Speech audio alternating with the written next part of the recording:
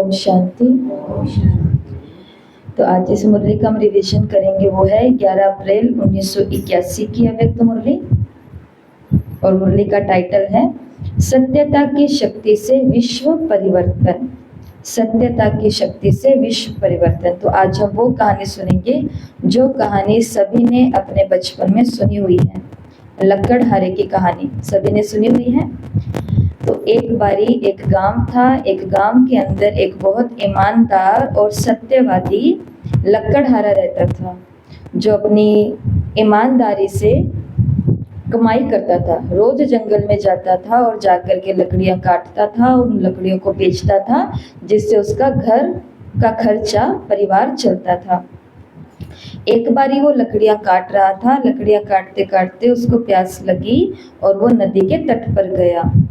उसके पास में उसके हाथ में ही कुल्हाड़ी थी और अचानक से वो कुल्हाड़ी उस पानी के अंदर, उस नदी के अंदर गिर जाती है।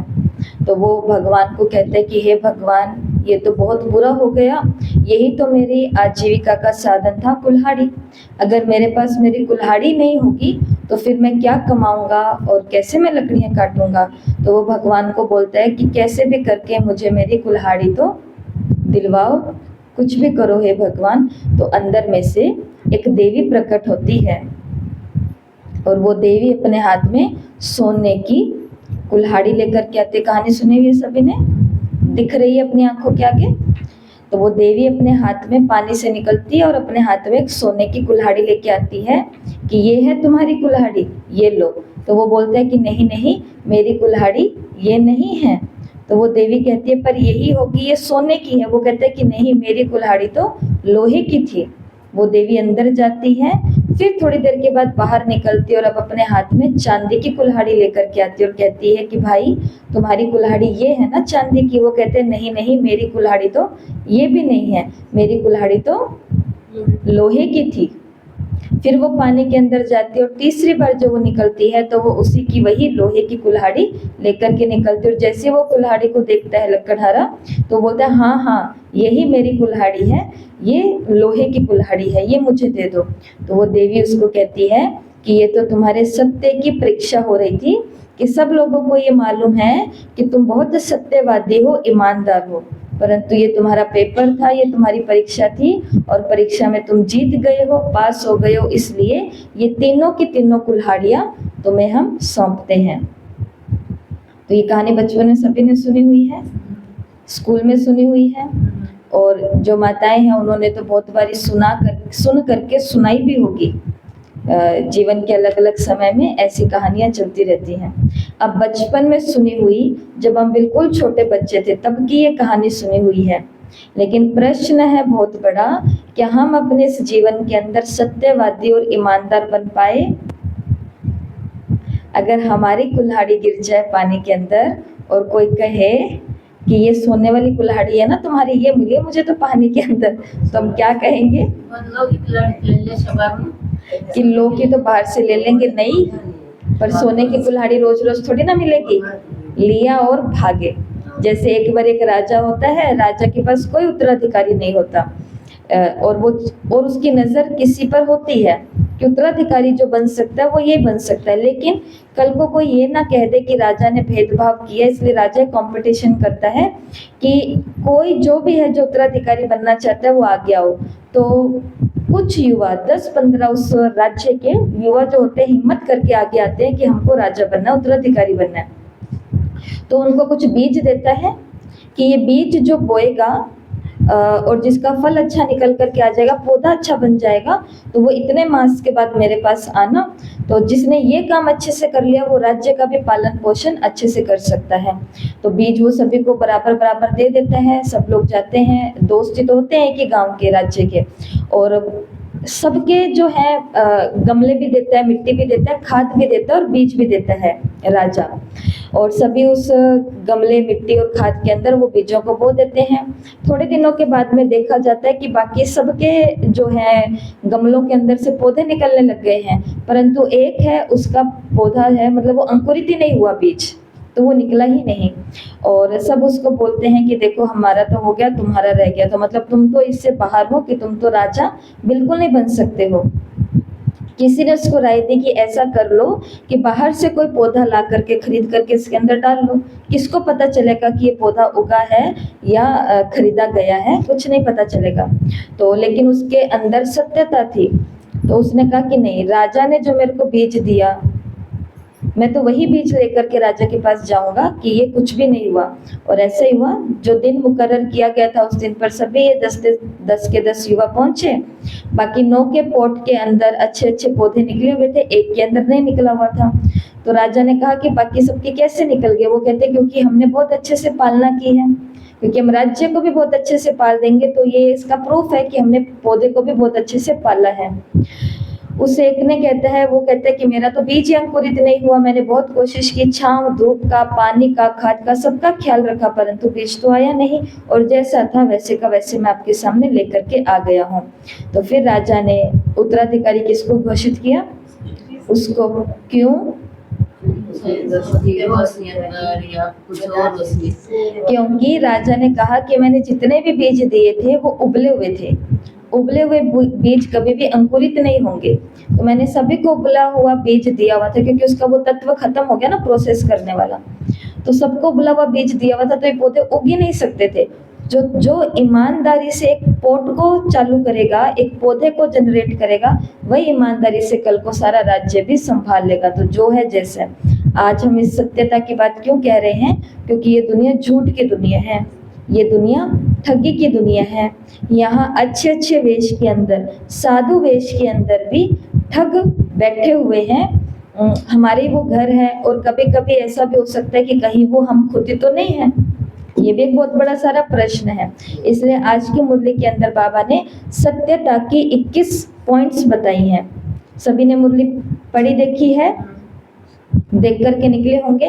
तो देखो, क्लास, ये हमारे स्कूल का नियम होता है, लौकिक में भी, कि टीचर जो पढ़ाती है या पढ़ाता है तो वो स्टूडेंट को पहले बोल देता है कि कल इस टॉपिक के ऊपर बात होगी, कल ये वाला लेसन होगा, बच्चों को थोड़ा थोड़ा ये देख करके आना। देख करके आने के लिए क्यों कहा जाता है? क्योंकि आपने पहले से रात को पढ़ा हुआ है, अब यहाँ पर टीचर आपको पढ़ाएंगे या सुनाएंगे तो आपको उसके साथ इंटरेस्ट बना रहेगा कि हाँ ये बात थी। अब वो कुछ पूछेंगे तो आप एकदम से बता पाओगे, क्योंकि आपने पढ़ा हुआ है। इसलिए क्लास में आने से पहले पढ़ाई जरूरी है। अब चाहे अमृत वेले के बाद, और आपको स्पीड रीडिंग सिखाई किस लिए है? वो इसलिए सिखाई है कि कम टाइम के अंदर उसको करके हम आगे निकले। अब हम ये पॉइंट्स निकाले हैं जो यहाँ पर लिखे हुए, ये पॉइंट्स कब निकाले हैं? ये 6 बजे वहाँ पर बैठे, 6:05 तक ये सारे के सारे 21 पॉइंट निकल करके यहाँ पे तैयार हैं। तो स्पीड से हम वो चीज़ कर सकते हैं, ये सब हो जाएगा। ठीक है, तो पढ़ाई जरूरी है। तो सुनते हैं मुरली। सबसे पहले मुरली के अंदर बाबा ने आज नया नाम दिया है बच्चों को, और वो है विधि विधाता। अभी तक बाबा ने क्या बोला है? भाग्य विधाता, है ना। और आज बाबा ने बोला है कि आप सभी कौन हो? विधि विधाता हो, आप सभी सिद्धिदाता हैं। तो बाबा सिद्धिदाताओं की और विधि विधाताओं की सभा में आए हैं। विधि विधाताओं की विशेष शक्ति है जिसके द्वारा वो सर्व को विधि द्वारा सिद्धि स्वरूप बना सकते हैं। शास्त्रों के अंदर या भक्ति मार्ग के अंदर जो सिद्धि शब्द है वो बहुत बार आया हुआ है, परंतु सिद्धि का मतलब उधर अलग होता है और सिद्धि का मतलब बाबा ने अलग बताया है। बाबा के हिसाब से सिद्धि का मतलब होता है सफलता। मैं सिद्धि स्वरूप आत्मा हूँ, मैं सफलता स्वरूप आत्मा हूँ। तो बाबा के मुताबिक सिद्धि का मतलब है सफलता, जो हम सभी ने सीखा है। परंतु लौकिक के अंदर या उस मार्ग के अंदर जो सिद्धि का शब्द है वो बहुत बड़ा है, जिसको बोलते हैं सिद्धियां मिल गई है।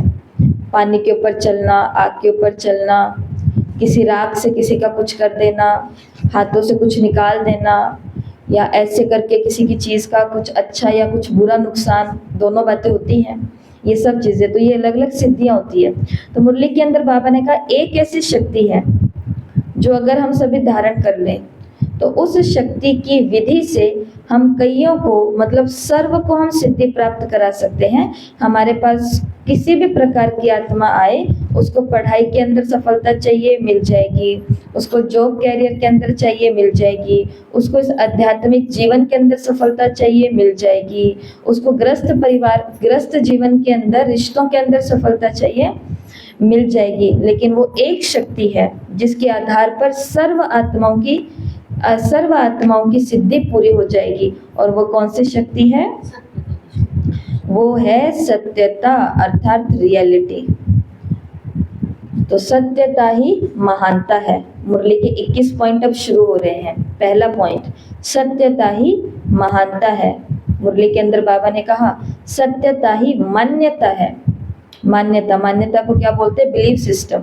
जैसे आजकल बहुत सारे बिलीफ सिस्टम बने हुए हैं। ये करेंगे तो ऐसा हो जाएगा, यहाँ जाएंगे तो ऐसा हो जाएगा। जैसे कईयों की पुरानी मान्यता बनी हुई है कि ये एक बहुत अच्छी संस्था है, तो जिसकी मान्यता बनी हुई है बहुत अच्छी संस्था है, वो उस मान्यता को आगे से आगे दे रहे हैं।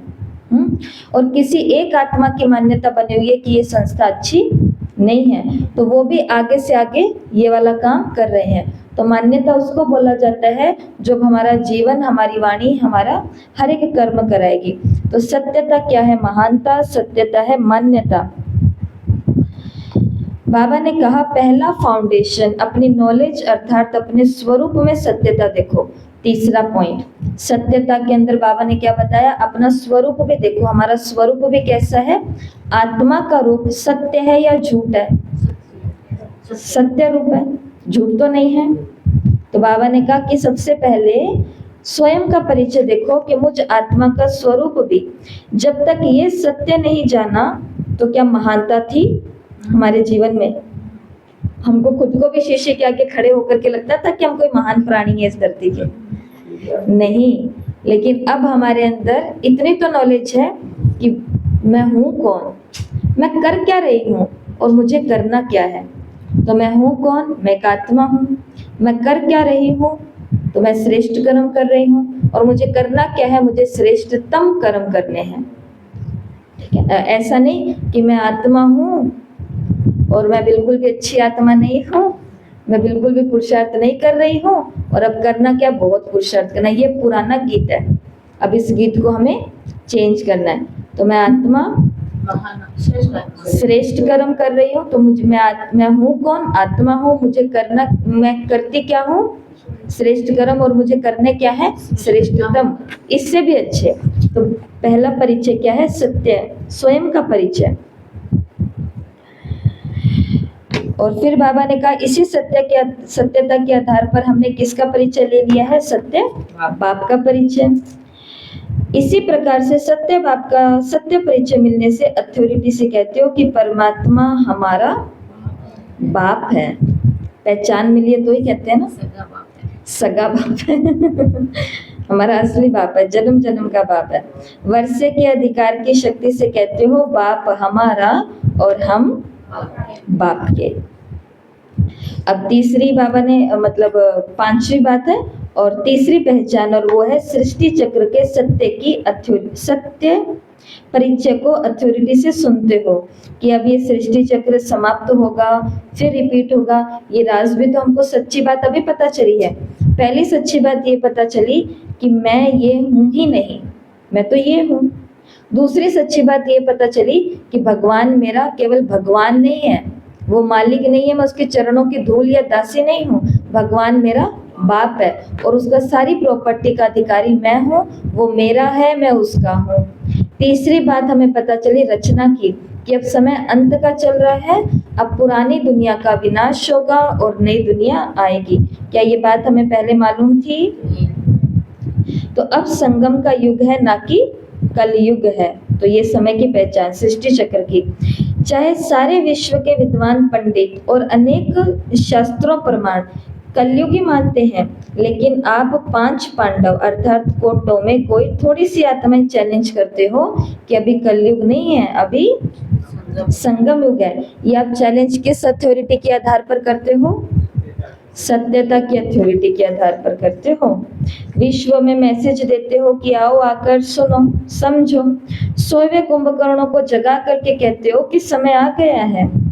तो यही सत बाप, सत शिक्षक, सत गुरु द्वारा सत्यता की शक्ति मिली है, अनुभव करते हो यही सत्यता है। सत्यता के आधार पर ही तो बोल रहे हम आत्मा हैं। सामने वाले बोलेंगे कि आत्मा है, कैसे माने? तो कहेंगे कि मानो नहीं मानो, पर है तो हम। और मनाने के बहुत तरीके भी हैं आजकल, तो सहज भाव से सब मानने को तैयार है। आजकल कहते हैं कि जो आप कराना चाहते हो करा लो, बस हमें बता दो कि हम ये करें कैसे, योग।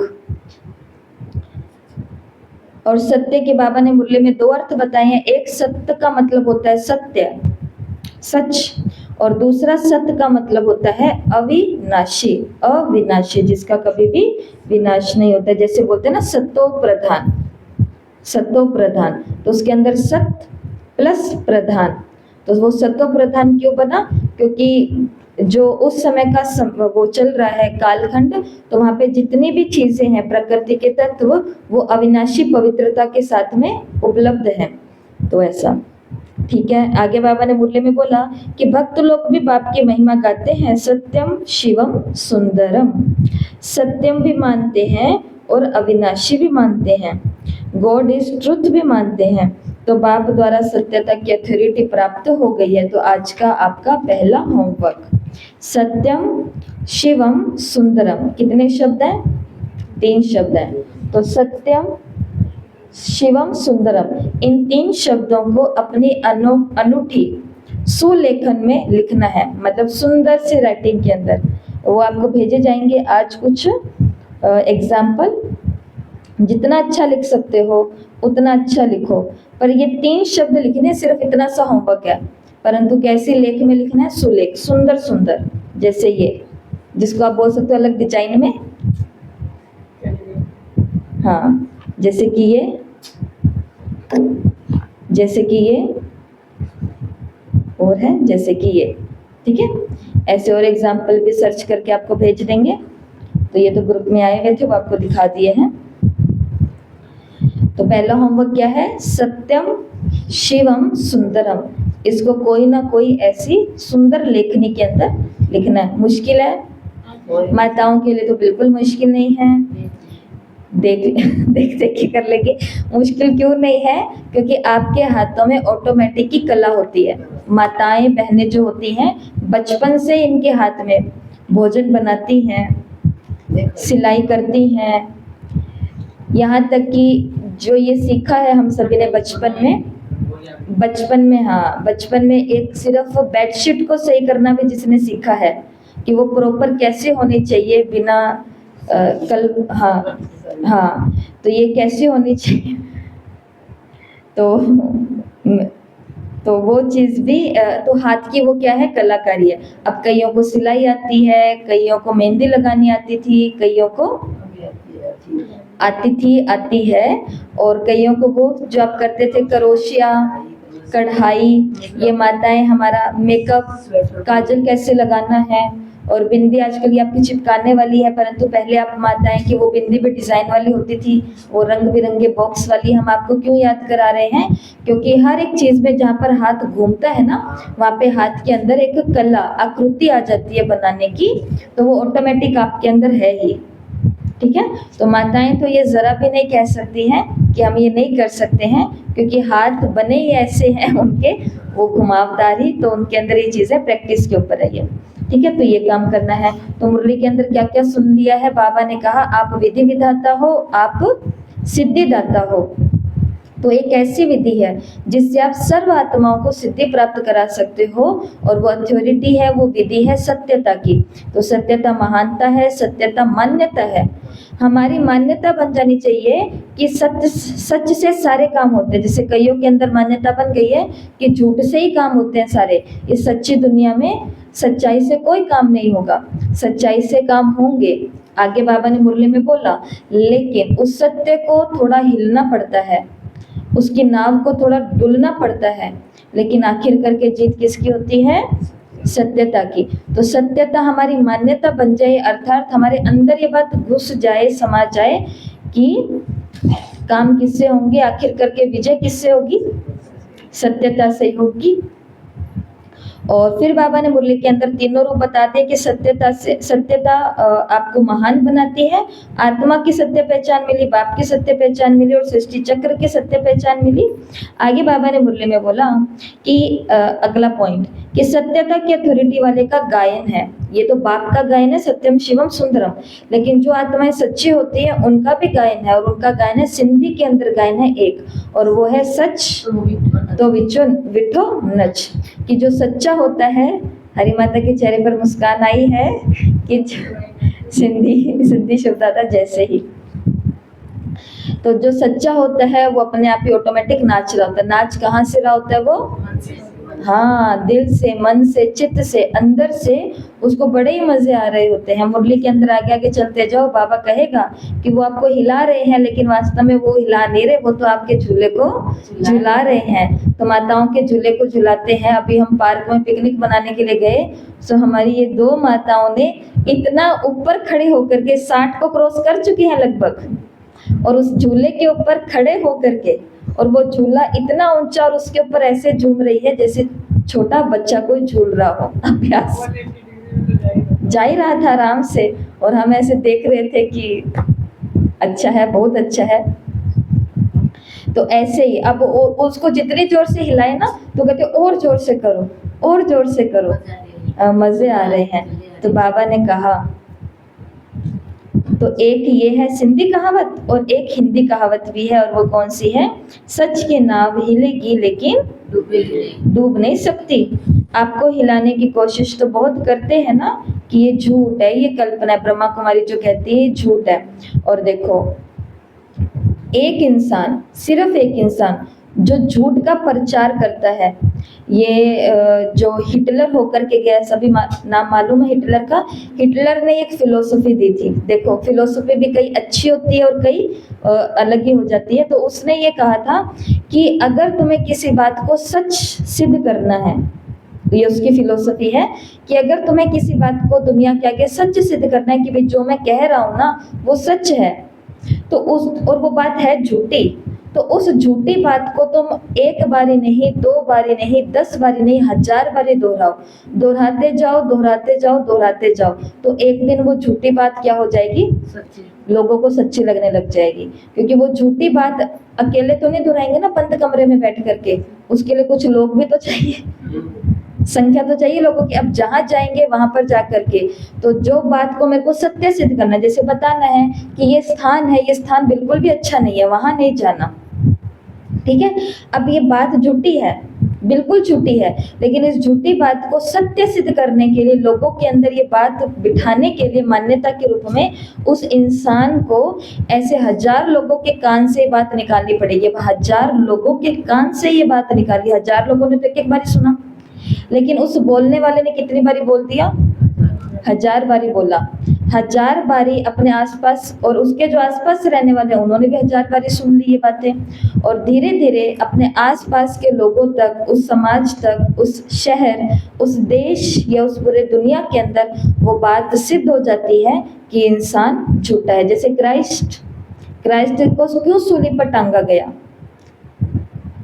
क्योंकि कुछ झूठे इंसान थे जिन्होंने झूठ को दुनिया में कैसे प्रचार किया सच्चा, कि ये खुदा का बच्चा नहीं है, ये एक शैतान है जो हमें खुदा से दूर करने के लिए आया। अब इस बात को बार बार रिपीट किया गया, बार बार रिपीट किया गया, और रिपीट करते करते ये झूठी बात भी लोगों को क्या लगने लगी कि अगर इतने सारे लोग बोल रहे हैं, अकेला बोलता तो मान लेता कि ये झूठ बोल रहे हैं, लेकिन अगर इतने सारे लोग मिल करके बोल रहे हैं कि क्राइस्ट ऐसा है, ये गौतम बुद्ध ऐसे हैं, ये संस्था ऐसी है, ये स्थान ऐसा है, वो जिज्ञासु ऐसा है, वो ब्रह्मा कुमारी ऐसी है, वो ब्रह्मा कुमार ऐसा है, इतने सारे लोग बोल रहे हैं तो जरूर ये ऐसे ही होंगे। इसके लिए ये भी एक फिलोसफी है, पर इसका हमको साथ लेना नहीं है। हमको तो साथ किसका लेना है? हाँ, सत्यता का। लेकिन ये तो बाबा ने कहा कि आपको हिलाने की कोशिश करते हैं ना, तो कोशिश कैसे करते हैं? झूठी बातों को फैला करके, और उन झूठी बातों में और लोगों को भी शामिल कर लेते हैं। तो जो सच्चा वो अकेला रह जाता है और झूठों का ग्रुप बन जाता है, और फिर सबको लगता है कि गलत यही है, ये तो सच्चे इंसान है बेचारे। कहते हैं ये झूठ है, ये कल्पना है, लेकिन सच तो बिठो नच। आप सत्यता की महानता के नशे में सदा खुशी के झूले में झूलते हो, खुशी में नाचते हो ना। जितना वो हिलाने की कोशिश करते हैं उतना ही क्या होता है, आपके झूले को हिलाने से आप तो और ही ज्यादा झूलते हो। आपको नहीं हिलाते, वो आपके झूले को हिलाते हैं। और जैसे झूला हिलता जाएगा और हम आसमान के नजदीक पहुंचते जाते हैं। वैसे आसमान के नजदीक कोई पहुंचता नहीं है, पर बचपन के जैसे माताएं अपना बताती है कि मैं इतना झूला झूलती थी, इतना ऊपर तक जाती थी कि मैं आसमान को छू लूं, इतना ऊपर तक। तो ये भाव है ना। बोलो। हाँ,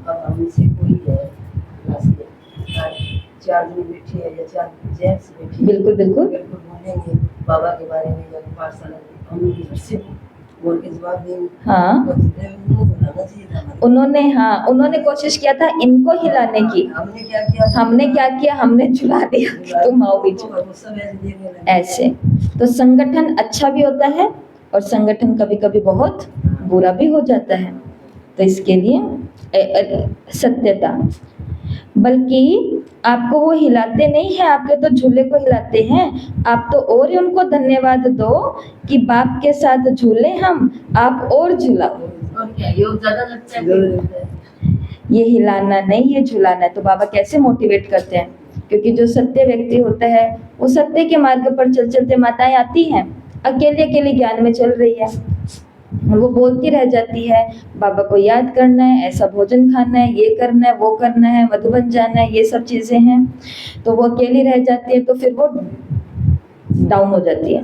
कल भी किसी का कमेंट आया है तो शेयर करना चाहूंगी वो, क्योंकि मैं कहती हूँ ये अच्छी बात है। जो अपने प्रश्न पूछेगा उसे एक प्रश्न से कईयों का भला हो जाएगा, और वो हम उनके कमेंट्स को यहाँ पर फिर उठाएंगे। अच्छी बात है। तो उन्होंने पूछा कि 2 बारी मैं मधुबन जाने की टिकट बनवा ली है, दोनों बारी मेरी कैंसिल हो गई है, घर वाले मुझे भेजते नहीं है, पर मेरा मधुबन जाने का बहुत बहुत बहुत मन है दीदी, मैं क्या करूं।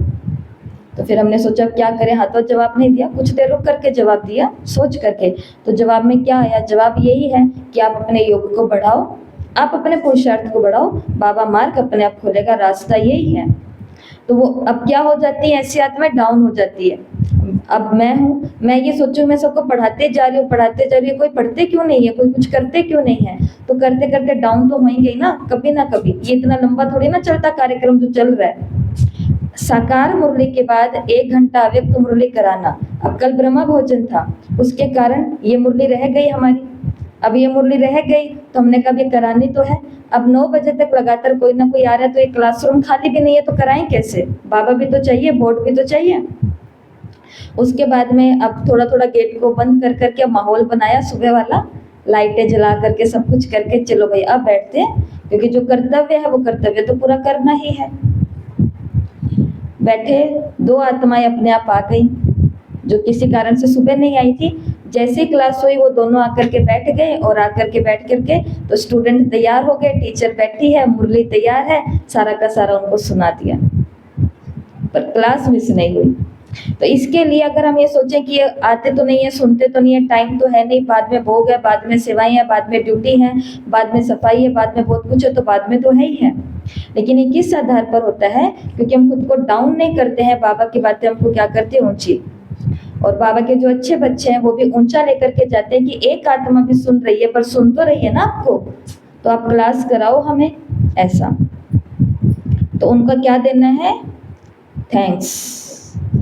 और नीचे नहीं जाना है, बाबा ने कहा थोड़ा ऊपर रहो, अपने आप को हल्के में मत लो। वो आपको हिला नहीं रहे हैं, वो आपको झुला रहे, और उनको कहो थैंक्स, थोड़ा और झुलाओ, ताकि हम बाबा के थोड़ा और नजदीक में जाएं। अगली पॉइंट, हाँ 21 पॉइंट में अगली पॉइंट है, सत्यता की शक्ति सारी प्रकृति को सत्व प्रधान बना देती है।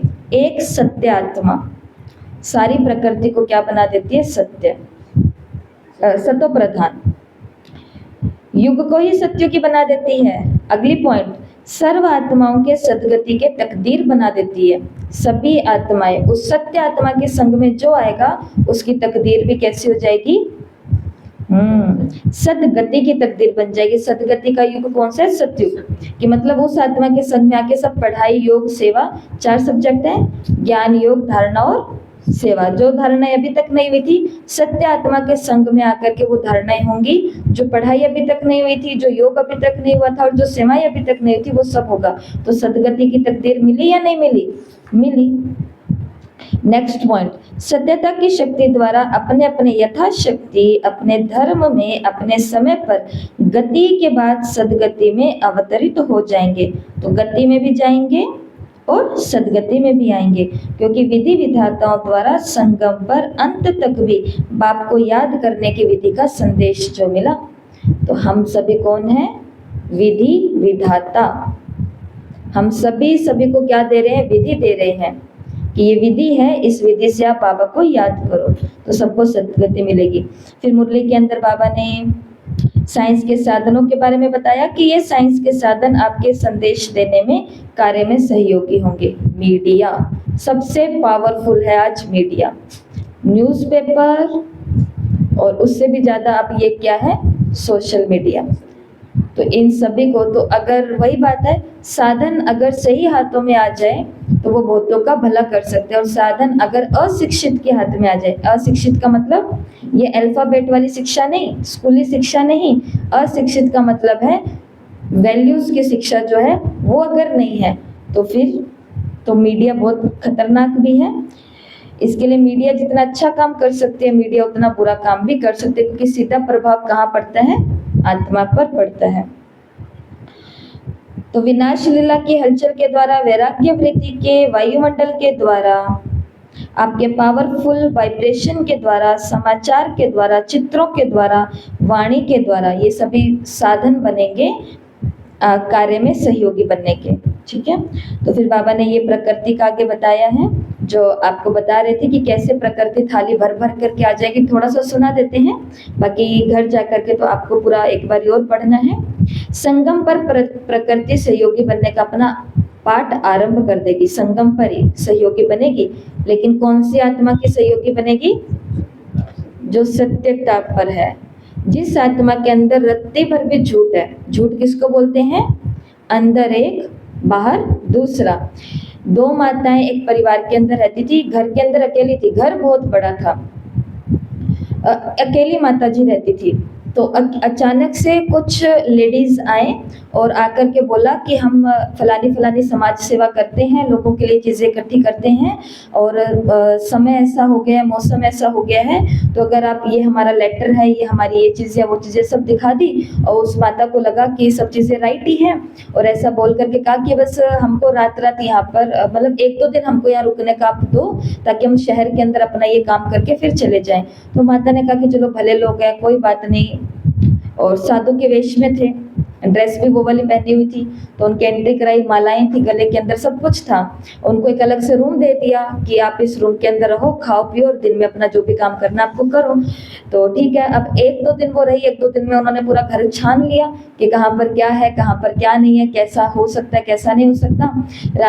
रात का समय था। ये कुछ लेडीज उस माता को बोलती हैं कि चलो आप बैठो, आपको हम आज एक ऐसी विद्या सिखलाते हैं जिससे आप अपने सारे कष्ट दुख दर्द भूल जाओगे। तो वो ऐसा हिप्नोटाइज कर दिया, ऐसी विद्या सिखलाई कि उसको हिप्नोटाइज कर दिया। हिप्नोटाइज होते ही, हिप्नोटाइज समझ गया ना, मंत्र मुग्ध कर देना किसी को, तो वो ऐसे तो नींद में चली गई। हाँ, सम्मोहन कर लेना, राइट। तो फिर बाद में वो गहरी नींद के अंदर चली गई। कुछ 2-4 घंटे के बाद में उसकी आंख खुली तो पूरे घर के अंदर अंधेरा, रात की बात है, पूरे घर के अंदर अंधेरा था, एक भी बत्ती नहीं जल रही है। फिर खड़ी होकर के उसने कहीं रोशनी चलाई और लाइट जलाई तो क्या पाया? घर के अंदर छुटपुट सामान तो छोड़ो, फर्नीचर तक भी गायब है। क्योंकि बड़े घर का फर्नीचर, बाबा बोलते हैं अमीर लोगों का फर्नीचर भी कैसा होता है? अमीर ही होता है। तो फर्नीचर भी गायब। तो ये ठगों की दुनिया है। लोग सामने कुछ और है और अंदर कुछ और है। ऊपर से कहते हैं कि मेरा ये दान करने का मन है, मन में ऊपर से कहा ये मैं करूंगी दान, वाणी से बोला हाँ हाँ करना तो चाहिए ही, और विचारों के अंदर क्या चल रहा था? और कोई करेंगे तो देखेंगे, बाकी भी किसी ने किया है, और जब करने की बारी आई तो गायब, पीछे हट गए, या कोई भी सब बहाने होते हैं, कुछ भी होता है। तो अगर ऐसी आत्मा जो ऊपर से कहती है मैं रोज पढ़ाई करूंगी, लेकिन अंदर में उसी समय सोच लेते कि इनका काम है रोज ही एक ही बात बोलना, करेंगे तो करेंगे, नहीं तो नहीं करेंगे, कुछ नहीं होता। दीदी तो ऐसे बोलते रहते हैं, दीदी अपना कर्तव्य पूरा कर रही है तो टीचर का। हाँ, तो ऊपर से एक अंदर से दो, तो अंदर से दो, ऊपर से एक अंदर से दो नहीं, या अंदर से कितने आज अंदर से 100 हो गए हैं। तो ऐसी आत्मा को प्रकृति संगम पर कोई भी मदद, सत्यता को लाना पड़ेगा। सब तरफ से प्रकृति पति का और मास्टर प्रकृति पति का आयजान करेगी। आयजान समझते हैं ना, आह्वान जिसको बोलते हैं, ये जो हमारे मस्जिद घरों के अंदर होता है ना, तो वो आजान करते हैं जिसको बोलते हैं, हाँ आह्वान होता है। तो सब तरफ से एक तो प्रकृति पति शिव बाबा का आह्वान होगा और दूसरी तरफ से किसका होगा, मास्टर प्रकृति पतियों का होगा। सब तरह से आफरीन और ऑफर होगी। फिर क्या करेंगे, ये जो भक्ति के अंदर गायन है, हर प्रकृति का तत्व देवता के रूप में दिखाया है ना, तो देवता अर्थात देने वाला, तो अंत में ये सब प्रकृति के तत्व आपको सहयोग देने वाले दाता बन जाएंगे। कौन सी आत्माओं को, मास्टर प्रकृति पति आत्माओं को, सत्यता की पालना करने वाली आत्माओं को। सागर भी आपको सहयोग देगा, सारी धरती की सामग्री आपके आगे आकर के रख देगा। ये पानी कर रहा है ना, कितनों का सामान बहा करके ले गया ये पानी। अब बोलते विनाश होगा विनाश होगा, आ जाओ कर लो, पढ़ लो, योग सेवाएं सब कुछ कर लो। पड़ा है टाइम, पड़ा है टाइम, टाइम कब पड़ा है, एक हमारे यहाँ पर कोई बांध टूटा, कुछ हुआ, इतने में हो गया टाइम पूरा। इसके लिए जो करना है मनुष्य अभी ही कर लो।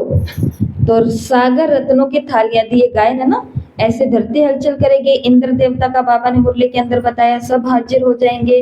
बरसात के बारे में बाबा ने बता दिया है। तो लास्ट में बाबा ने सूर्य के बारे में, सबके बारे में बताते हुए कहा कि ये अपना कर्तव्य करेंगे और आपको प्रकृति का सारा सहयोग मिलेगा। मतलब पानी हमारे पास आते ही रुक जाएगा, क्योंकि यहाँ पे सत्य आत्मा रहती है, उस आत्मा को हम कोई भी नुकसान नहीं पहुंचा सकते। इसके लिए सकाश देना है किसको, और कचरा नहीं लाके रुकेगा, कुछ कीमती सामान, ये रहस्य है। अभी भी प्रकृति आती है, पानी अभी भी आता है, परंतु पानी के साथ अभी क्या आ जाता है, हमारे सबके घर के अंदर कचरा आ जाता है। और कितनी मेहनत लगवाती है प्रकृति हमसे, हम सभी के साथ ऐसा हो रहा है। और घर का नुकसान हो जाता है, सीलन और ये और वो बहुत कुछ हो जाती है। लेकिन बाबा ने कहा देखो, प्रकृति आएगी तुम्हारे पास में, लेकिन थाली भर के बस जिस चीज की हमें जरूरत है। सोचो कि हम बाबा के बहुत सारे बच्चे आश्रम शरणागति बाबा के घर में बैठे हैं, लेकिन इतने दिनों से बैठे हैं, सोच लो कुछ भी हो सकता है, इतने दिनों से बैठे और बैठे बैठे यहाँ पर है ना, खाने का सामान खत्म हो गया। बाबा ने कहा दाल रोटी तो खिलाऊंगा, तो खाने का सामान समझ लो जितना स्टॉक था वो हो गया पूरा। ऐसा होगा नहीं पर मान लो, लेकिन कहीं से किसी का कट्टा है, किसी का बोरा है, किसी का डब्बा है, किसी का पैकेट्स हैं, मसालों के, चीज़ों के, ड्राई फ्रूट्स के, कुछ भी आ सकता है। बहता बहता बहता बहता हमारे आगे आकर के रुक जाएगा और हम सोचेंगे ये क्या है, बाबा बाबा।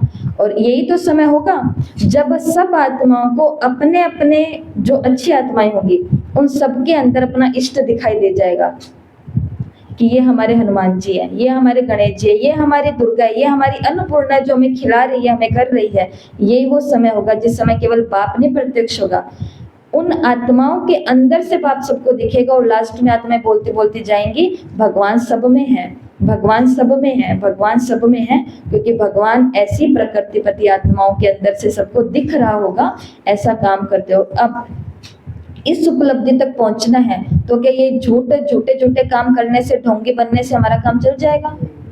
नहीं चलेगा। और पुरुषार्थ कैसा चाहिए, तीव्र गति वाला या फिर सोडा वाटर वाला?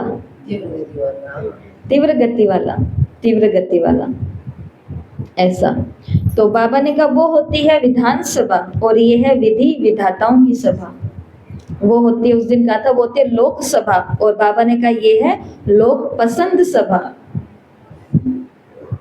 मैं भगवान के चूज करी हुई आत्माएं हैं। अगला पॉइंट लाते हैं सत्यता का। 21 पॉइंट में है सत्यता पारस के समान है। जैसे पारस लोहे को भी पारस बना देता है, तो आपके सत्यता की शक्ति आत्मा को, प्रकृति को, समय को, सर्व सामग्रियों को, सभी संबंधों को, संस्कारों को, आहार को, व्यवहार को, सबको सत्व प्रधान बना देगी। सत्य आत्मा के आगे गंदे से गंदा कीड़े वाला पानी होएगा, ये बाबा ने बोला है। कीटाणु चलता हुआ पानी होगा, लेकिन उनकी सत्यता उस पानी को भी क्या बना देगी? सत्व प्रधान। खाना होगा, जहर ही है जो हम आज खा रहे हैं, सब एक जैसा खा रहे हैं, परंतु सत्यवादी जो आत्मा होती है, उस आत्मा के अंदर वो भी एक ब्रह्म भोजन का काम ही कर रहा है, क्योंकि बाबा तो है ही है और ये भी, और ये लास्ट के समय बाबा ने सब बता दिया। नेक्स्ट पॉइंट सुनते हैं। सत्यता की शक्ति आपके नाम को, रूप को सत्य और अविनाशी बना देगी, आधा कल्प चैतन्य रूप में और आधा कल्प चित्र के रूप में।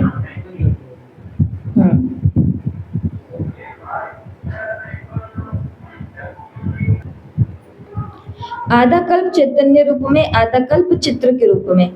और नेक्स्ट पॉइंट है, तो बाबा ने इस पॉइंट के अंदर क्या बोला कि आपकी जो सत्यता की शक्ति है ना, इसके आधार पर हमारा जो नाम और जो रूप है, ये लोगों के लिए सत्य अर्थात फिक्स हो जाएगा, अविनाशी हो जाएगा।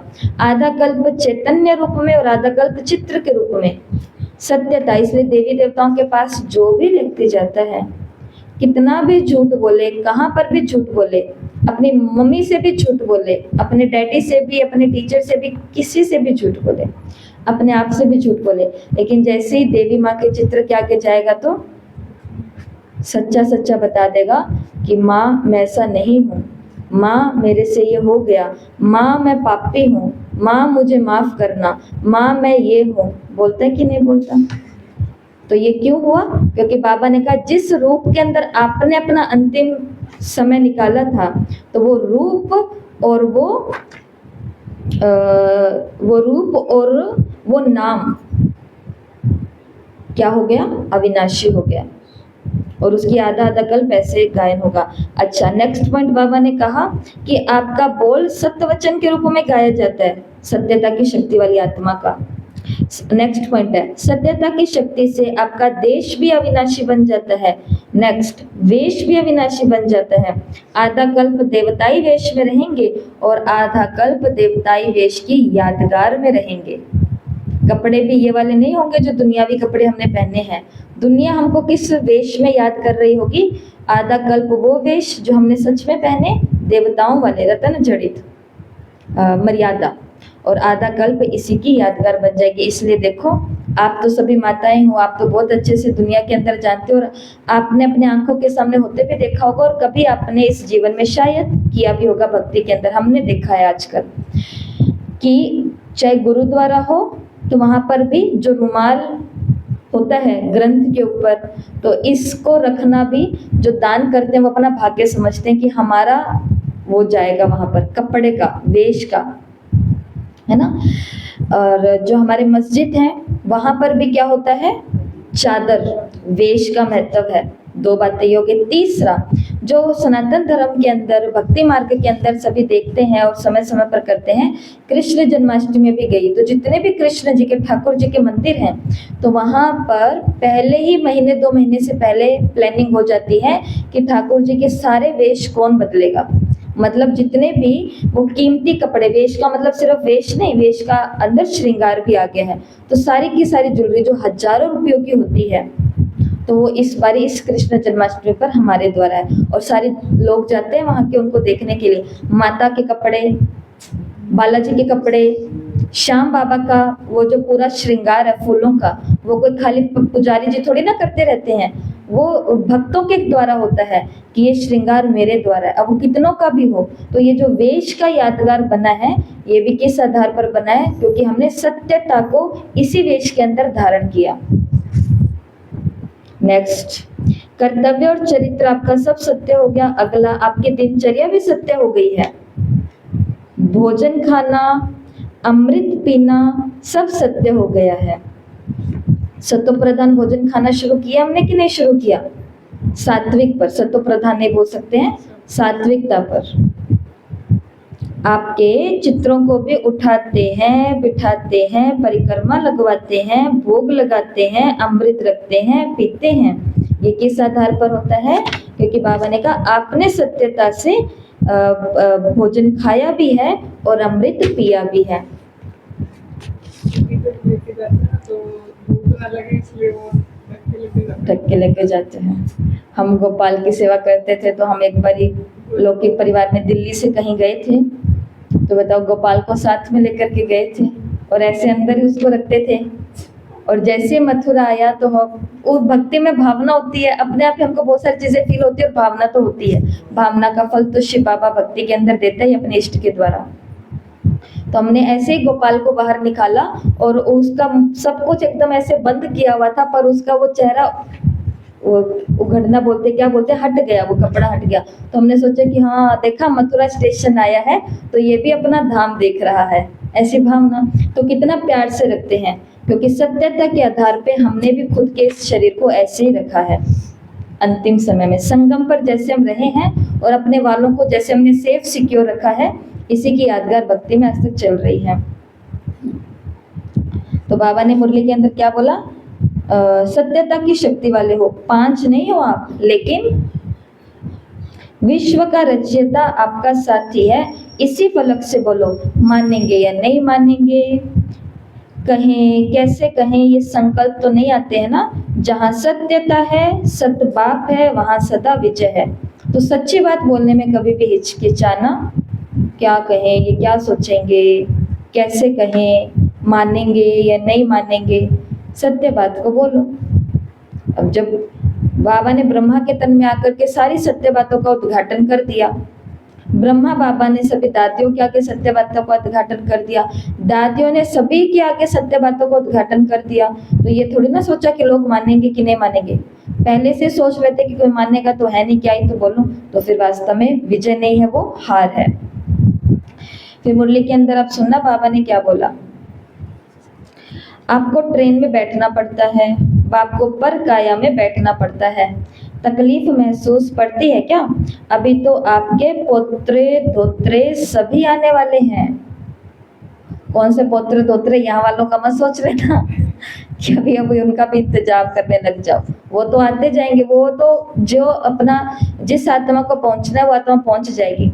श्राद्ध के दिन चल रहे हैं, कल भी आपको बताया था कि बहुत 16 दिन, इन 16 दिन में से दिन तो निकल गए, 16 दिन आपके जो क्या कहेंगे पूर्वज हैं, उन सभी को बहुत भावना से भोग लगाना अपने अपने सेवा केंद्रों पर, जो भी सुनने वाले हैं। उसके अंदर रिंचक मात्र भी संकल्प विकल्प मिक्स नहीं होना चाहिए, क्योंकि रहस्य ये है कि जो ये आत्मा की पहचान है कि हम जानवर तो बनने नहीं वाले अगले जन्म में, ना हमारे वाले कोई जाकर के कौवा या ये कुछ बन गए हैं जो हम ये करते रहे।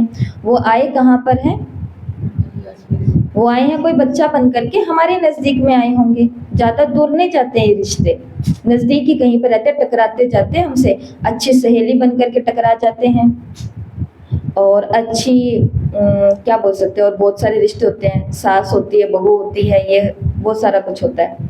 तो ये बन करके अब बाबा की याद में बाबा को भोग लगा करके जब आप खाते हो और अपने वालों को भी ला करके खिलाते हो, तो वास्तव में जो हमारे पूर्वज थे वो अब हमारे वंशज बन चुके हैं। जो आपके कल को दादा परदादा थे वो आज आपका पोतरा तोतरा बन करके आपके पास रह रहा है, तो भोग उसके मुंह में जाएगा तो असली भोग सही जगह तक पहुंचा या नहीं पहुंचा, इसके लिए उन आत्मा तक। तो 2 काम कल सभी को बताए थे कि एक तो सभी से क्षमा याचना करनी है, और दूसरा एक तो क्षमा याचना करनी है और दूसरा सबको दुआएं देनी है कि आप जहाँ भी हो, जिस भी हाल में हो, आप बहुत स्वस्थ सुखी शांत संपन्न हो। और दूसरा माफी, बताया ना सूरज भाई जी ने कि कोई राजा बन करके हजारों को दुख दे करके आए हैं गलत डिसीजन से, वो हजारों आत्माएं कष्ट भोगी और हम आराम से अपना राज्य चला करके आगे। वो 1000 आत्माएं कहाँ पर आकर के रुकी हैं, लास्ट जन्म तक आते आते यहाँ पर आकर के मिल गई हैं, वो हमें दुखी कर रहे हैं। इसके लिए बढ़िया भोग बाबा को लगाओ, बढ़िया उन आत्माओं के लिए लगवाओ और बढ़िया खाओ और सबको खिलाओ। ये बाबा ने कहा भी आपके पोत्रे दोत्रे याद में कहीं नहीं है, यहीं पर ही घूम फिर करके हमारे नजदीक आने वाली हैं। भक्त भी आने वाले हैं, पोत्रे धोत्रे भी आने वाले हैं। फिर क्या करेंगे, भक्त तो आपको बैठने भी नहीं देंगे, मतलब इतना बिजी कर देंगे वो हमको अभी तो फिर भी आराम से बैठे हो, 3 पैर पृथ्वी तो मिली है ना, भगत तो खड़े खड़े तपस्या करते हैं, आपके चित्रों को देखते हैं, भक्तों की क्यों लगाते हैं। तो आप भी अनुभव तो करो, सीजन का फल खाने आए हो। तो ये बाबा ने मुरली में बोला, तो ऐसे उमंग उत्साह रखने वाले बच्चों का बाप सदा सहयोगी है। तो जो बच्चा उमंग उत्साह रखता है, बाबा उसकी मदद करता है। तो उमंग उत्साह किस में चाहिए? सेवाओं में। तो चाहे वो स्व सेवा, ये पढ़ाई है, ये खुद की सेवा हो रही है, उमंग उत्साह के बिना ये नहीं हो सकता है। और आत्माओं की सेवा होगी तो वो भी बिना उमंग उत्साह के नहीं हो सकता। तो ये मुरली के 21 पॉइंट थे। और आज की मुरली के 2 होमवर्क है। पहला होमवर्क आपको बता दिया, 21 पॉइंट आपके आगे रिपीट कर देती हूँ एक साथ में। तो सत्यता विधि विधाताओं की विशेष शक्ति है, जिस शक्ति के द्वारा सेकंड में सर्व को विधि द्वारा सिद्धि स्वरूप बना सकते हो। इतनी पावर है हमारी सत्यता में। दूसरा, सत्यता महानता है। तीसरा, सत्यता मान्यता है। चौथा, स्वस्वरूप की सत्यता से स्वस्वरूप की पहचान से सत्यता से महान आत्मा बन गए। पांचवा, सत्य बाप का परिचय मिला। छठा, सृष्टि चक्र का भी सच्चा परिचय मिला। सातवां, गायन है भक्ति के अंदर, सत्यम शिवम सुंदरम, गॉड इज ट्रुथ, भगवान क्या है? सत्य है।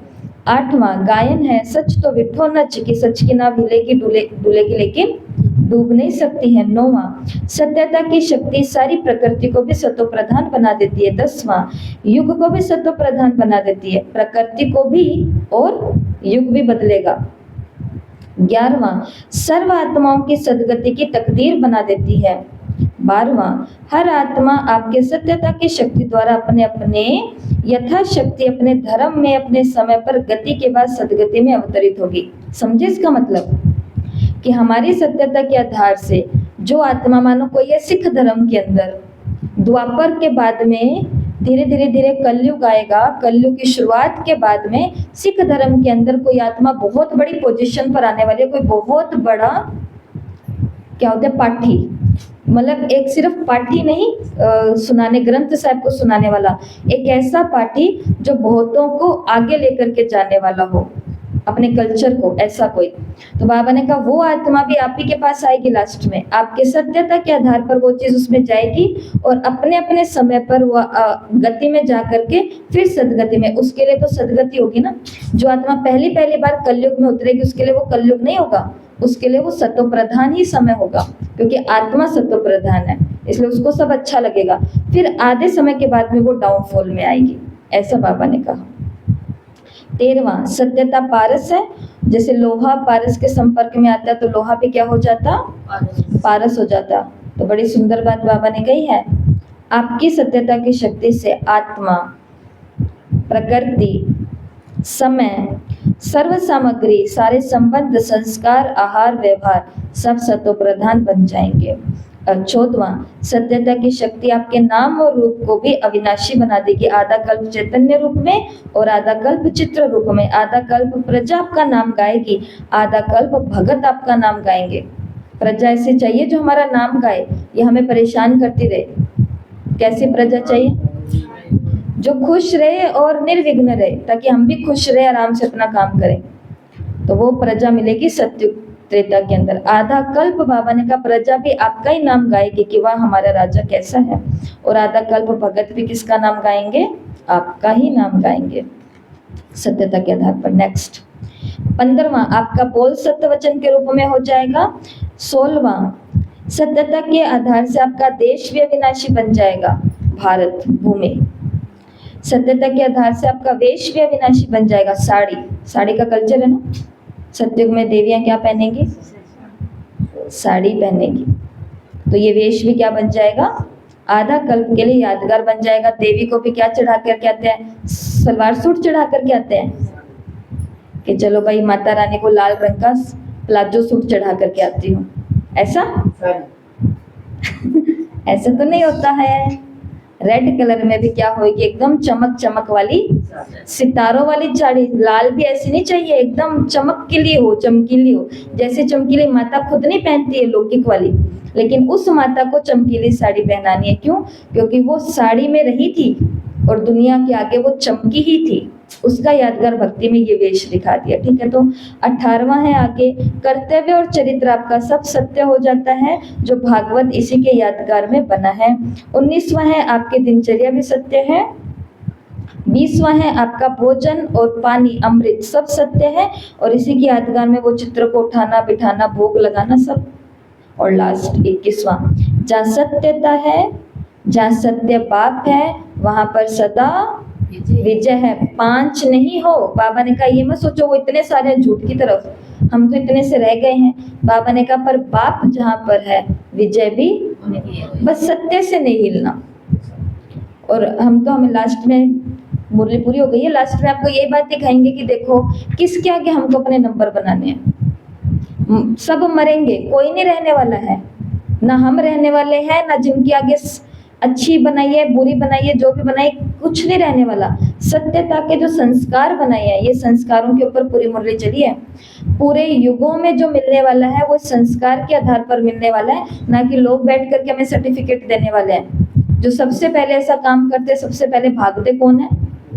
वही भागते हैं। इसके लिए सत्य बाप के आगे सत्य रहना है। तो आज की मुरली का सेकंड होमवर्क, तो 2 मुरली के अंदर कहावतें आई, एक सिंधी कहावत है और एक हिंदी कहावत है। सच तो विठो नच, सत्य की नाव हिलती डुलती परंतु डूबती नहीं है। तो आज का अगला काम है, सत्य या सच के आधार पर आपको 21 ऐसी बातें, कहावतें या लोकोक्तियां लिखनी है जो आम तौर पर मुरली में आती है। वो कोई बात हो सकती है जो बाबा ने सच के लिए बोली है, वो कोई कहावत हो सकती है, वो कोई लोकोक्ति हो सकती है, कुछ भी आपको अच्छा लगे जो मुरली के अंदर। हाँ, पर सारे अभी बोलना मत शुरू करके, जो बोलोगे फिर वो कैंसिल हो जाएगा, इसलिए अपना होमवर्क अपने पास रखो और कोशिश करो। ऐसे मैं सबके होमवर्क देख तो नहीं पाती हूँ, पर फिर भी बोलती हूँ ऐसा ही कि कोशिश करो। पर होमवर्क सबके बहुत अच्छे अच्छे आ रहे हैं, बहुत कमाल के आ रहे हैं। तो होमवर्क भी करो, तो ऊपर वाली फोटोज को देखना ही नहीं है जिनके होमवर्क आ गए हैं, सीधा होमवर्क का टॉपिक उठाना और अपना काम करना शुरू करना है। नहीं तो फिर ये भी सच होएगा या झूठ होएगा। हाँ, और अगर ऐसा कर रहे हो तो फिर नीचे डिस्क्राइब भी करो। जैसे कि अभी हमारी जो अव्यक्त मुरलियों की क्लास चल रही है, ये क्लास कहाँ की भट्टी है? वास्तव में ये वास्तव में मधुबन की भट्टी है, जो भाई जी ने शुरू करवाई हुई है, सचिन भाई जी ने, वो वाली भट्टी है। सेम वही रूल्स हम लेकर के चल रहे हैं, वही पैटर्न है। अगर इस भट्टी के अंदर 108 दिन है तो उन्होंने 108 दिन चलाए थे, तो हम भी 108 दिन चला रहे हैं।